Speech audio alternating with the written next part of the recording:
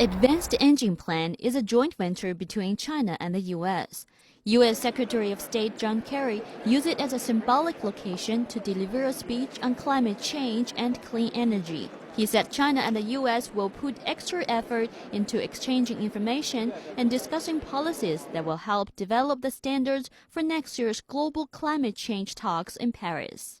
Two world powers, the two largest economies in the world, China and the United States, are joining together in order to help power the world in a new way and help to make better quality of life for all citizens. The Korean Peninsula was expected to be high on Kerry's agenda during his visit. Chinese Foreign Minister Wang Yi told Kerry that China will never allow chaos or war on the Korean Peninsula, and the top priority is to resume six-party talks as soon as possible.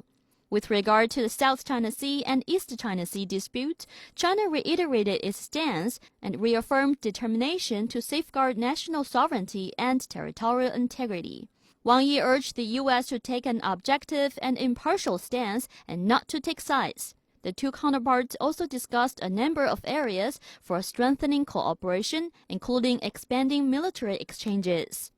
As President Obama and President Xi made clear, they are committed to building an historic bilateral relationship based on two most critical elements.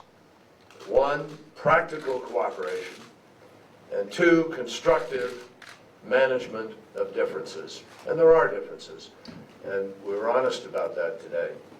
Chinese President Xi Jinping also met with Kerry.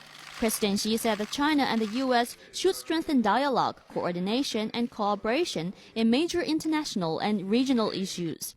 Premier Li Keqiang also met with Kerry in a separate meeting and called for more bilateral cooperation on energy. Both sides reaffirmed their commitment to build a new type of relationship which is characterized by no conflicts, no confrontation, mutual respect, and win-win cooperation.